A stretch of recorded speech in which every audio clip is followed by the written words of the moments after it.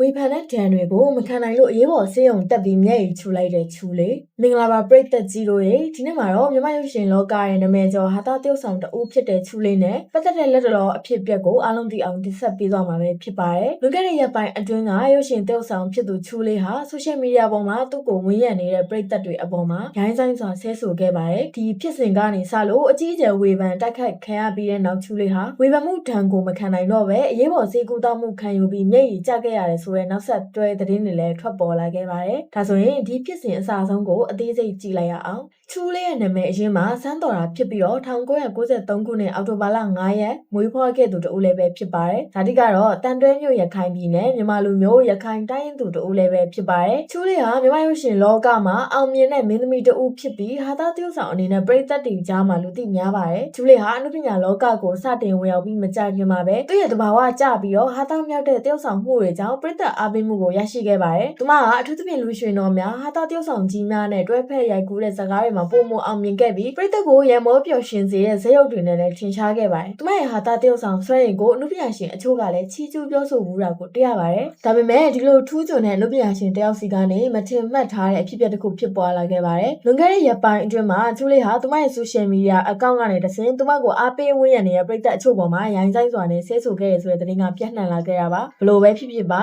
ချူလေးဟာတယောက်ဆောင်ပိုင်းမှာတော်နေတော့လေသူ့ကိုဝင်ရနေတဲ့ပရိသတ်တွေအပေါ်မှာတော့ရိုင်းဆိုင်စွာနဲ့ဆက်ဆံနေတဲ့အပေါ်မှာပရိသတ်တွေကပြင်းပြင်းထန်ထန်ကိုဝေဖန်နေတာကိုလည်းတွေ့ရပါတယ်။ပရိသတ်တွေကိုတေးချင်းစိုးမလူမျိုးစတဲ့အောက်လုံးတွေတုံးပြီးဆဲဆိုနေတဲ့ချူလေးကအင်မတန်ကိုမှစိတ်တက်မကောင်းတာကိုတွေ့မြင်ရမှာပါ။ဖြစ်စဉ်ရဲ့အသေးစိတ်ကိုကြည့်မယ်ဆိုရင်ချူလေးနဲ့ပရိသတ်တူဒါမှမဟုတ်ဝေဖန်သူတူတို့ကြားကအပြန်အလှန်မှတ်ချက်ပေးမှုကနေစတင်ခဲ့တာဖြစ်နိုင်ပါတယ်။ဘလို့အကြောင်းအရာကနေစခဲ့တယ်ဆိုတာကိုအတိအကျမသိရပေမဲ့လူညာရှင်တူအနေနဲ့မတုံးတဲ့ရိုင်းဆိုင်တဲ့စကားလုံးတွေနဲ့တုံ့ပြန်ခဲ့တဲ့မှတ်တမ်းတွေကဆိုရှယ်မီဒီယာမှာပြန့်နှံ့သွားခဲ့ပါတယ်။ဒီကိစ္စနဲ့ပတ်သက်ပြီးပရိသတ်တွေဘက်ကရောအနုပညာလောကသားတွေဘက်ကပါဝေဖန်တန်တွေဆူညံခဲ့ပါတယ်။ကိုကိုဝင်းရံတဲ့ပရိသတ်တွေအပေါ်ဒီလိုလောက်ရမျိုးကလုံးဝမတင်တော်ဘူးဆိုတဲ့မှတ်ချက်တွေအများအပြားထွက်ပေါ်ခဲ့တာပါ။ဒီလိုပြင်းထန်တဲ့ဝေဖန်တိုက်ခိုက်မှုတွေရဲ့နောက်ဆက်တွဲအနေနဲ့ချူလေးဟာ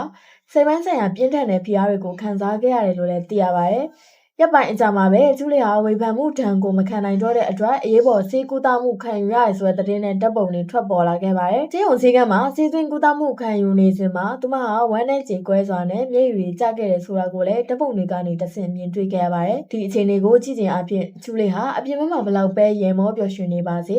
လူတိုင်းလိုပဲစိတ်ပိုင်းဆိုင်ရာထိခိုက်မှုတွေခံစားနိုင်ရသူတူဖြစ်တယ်ဆိုတာကိုပြသနေပါတယ်။ဝေဖန်မှုတွေရဲ့ဒဏ်ဟာသူမရဲ့စိတ်ကျန်းမာရေးအပေါ်ကိုဘလောက်ထိတက်ရောက်မှုရှိခဲ့လဲဆိုတာကိုမြင်သာစေပါတယ်။ဒီဖြစ်စဉ်တစ်ခုလုံးကိုပြန်လည်သုံးသပ်ကြည့်ရင်သင်ခန်းယူစရာအချက်နှစ်ချက်ကိုတွေ့ရပါတယ်။ပထမအချက်ကတော့အနုပညာရှင်တူအနေနဲ့ပရိသတ်ကိုစားပြုတဲ့သူဖြစ်တာကြောင့်စိတ်ဆိုးဒေါသဖြစ်ချိန်မှာတော့မိမိရဲ့စကားလုံးနဲ့အပြုအမူတွေကိုထိန်းချုပ်နိုင်ဖို့အရေးကြီးပါတယ်။ဒုတိယချက်ကတော့ဝေဖန်သူပရိသတ်တွေရဲ့ဘက်ကလည်းအနုပညာရှင်တိုင်းဟာလူသားတွေပဲဖြစ်တယ်ဆိုတာကိုသတိပြုဖို့လိုပါတယ်။သူတို့လည်းစိတ်ဖိစီးမှုတွေပင်ပန်းမှုတွေအားနည်းချက်တွေရှိကြပါတယ်။ဝေဖန်တဲ့အခါမှာဆဲဆိုတိုက်ခိုက်ခြင်းထက်အပြုသဘောဆောင်တဲ့အကြံပြုချက်တွေပေးဖို့ကပိုပြီးအကျိုးရှိစေမှာပါ။နောက်ဆုံးအနေနဲ့ပြောရမယ်ဆိုရင်တော့ဒီဖြစ်ရပ်ကဆိုရှယ်မီဒီယာခေတ်ကြီးထဲမှာအနုပညာရှင်များနဲ့ပရိသတ်များအကြားဆက်ဆံရေးစိတ်ကျန်းမာရေးနဲ့စကားလုံးများရဲ့အင်အားကိုပြသသွားခဲ့တဲ့အမှတ်ရစရာဖြစ်ရတစ်ခုပဲဖြစ်ပါတယ်။ဒီဗီဒီယိုနဲ့ပတ်သက်ပြီးတော့ပရိသတ်ကြီးတို့ရဲ့အမြင်တွေကရောဘယ်လိုရှိပါသလဲ။ချူလေးရဲ့လောက်ရက်ကိုဘယ်လိုမြင်လဲ။သူမခံစားခဲ့ရတဲ့စိတ်ဖိစီးမှုတွေအပေါ်မှာရောဘယ်လိုမျိုးသဘောထားပါသလဲဆိုတာကို comment မှာရေးသားခဲ့လို့ရပါတယ်နော်။နောက်ထပ်စိတ်ဝင်စားစရာအနုပညာရှင်သတင်းနဲ့အကြောင်းအရာတွေကိုသိရှိဖို့အတွက်ကျမတို့ရဲ့ channel ကို subscribe လုပ်ပြီးတော့ဒီဗီဒီယိုလေးကိုလည်း like လုပ်ပေးဖို့တောင်းဆိုလိုက်ပါတယ်နော်။အားလုံးပဲအေးချမ်းပျော်ရွှင်ပါစေ။